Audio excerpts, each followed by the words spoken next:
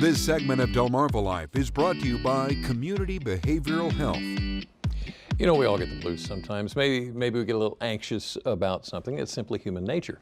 Sometimes, though, for some, those feelings can disrupt the day, even keep them from living a productive lifestyle. And that's when some of the more common mental illnesses come into play. There are many different types of mental disorders. Some are more common than others. With us here this afternoon to help us know the difference between the most common mental illnesses, Dr. Suni Johnny of Community Behavioral Health. Thank you so much for joining us today. Thanks for having me. It's wonderful to have you. So, just watching some of the commercials for the prescriptions that are on television that treat certain types of mental disorders can really get confusing. There's not a one-size-fits-all approach to this, is there? No, and commercials, I think they're out there to try to let people know about all their options, but it's best to talk to a psychiatrist about what exactly these medications are and what they're doing. So a really good example is that there's a medicine that is commonly known as an antidepressant, but they happen to treat anxiety, OCD, some eating disorders. They work for a lot of different reasons, not just depression.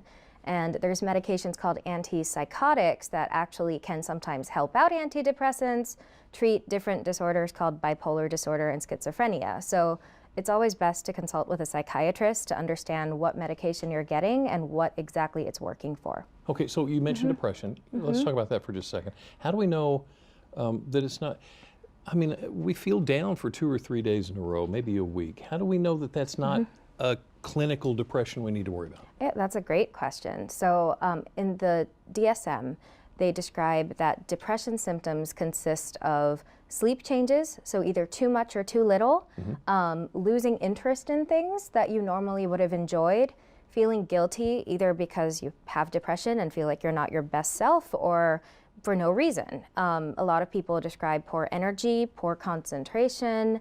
There's also this general attitude that makes you want to avoid many things and many people. And sometimes when it's very severe, people can have thoughts of suicide.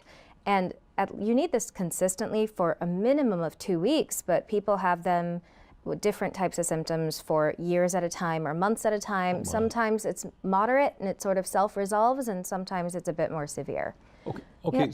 Now, do I understand it's normal to feel anxious about some things? Yes, absolutely. But that can get out of hand too. Yes, it does. So then we call that an anxiety disorder. There's a lot of different ones.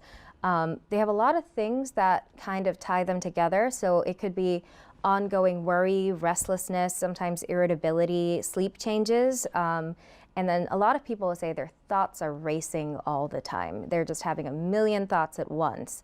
And that kind of puts us in the anxiety spectrum of conditions.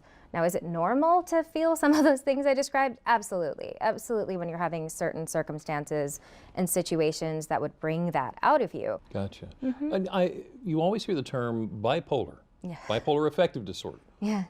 Tell me about that.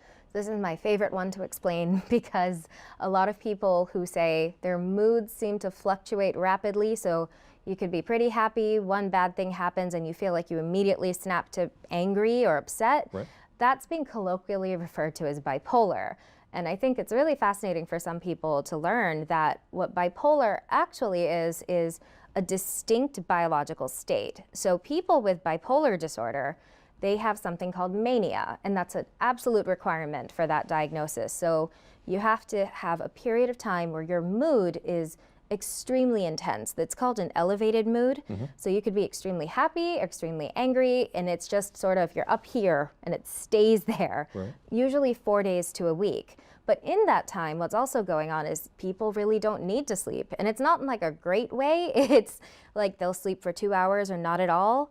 They also have racing thoughts, but their thoughts race and then they follow it with their mouth. So I talk fast, but when you're having bipolar disorder thinking, it goes even faster. Sometimes the thoughts jump from one idea to another, and that's called flight of ideas.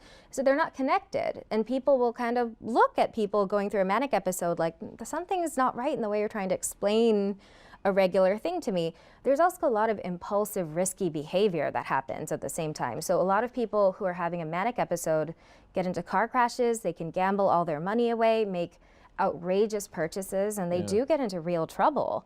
So watch out for all this. All of kind it, stuff. yeah. Tell me about schizophrenia and those kind of. Yep, schizophrenia is a type of psychotic illness, and psychosis basically refers to people who are now no longer connected with reality as we know it. So they can have fixed false beliefs that others are out to get them. They can see things other people aren't seeing.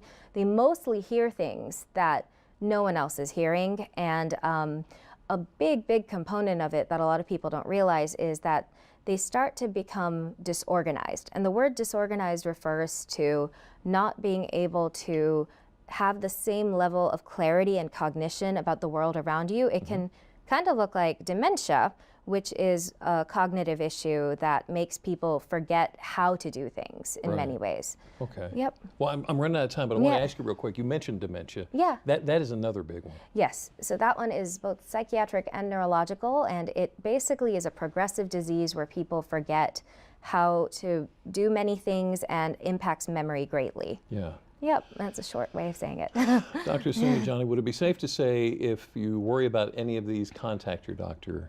Yes. And go ahead and follow up. Absolutely. Dr. Sounijani, Thank you. Community Behavioral Health, thank you so much for spending some time with us this afternoon. Thank you. Wonderful.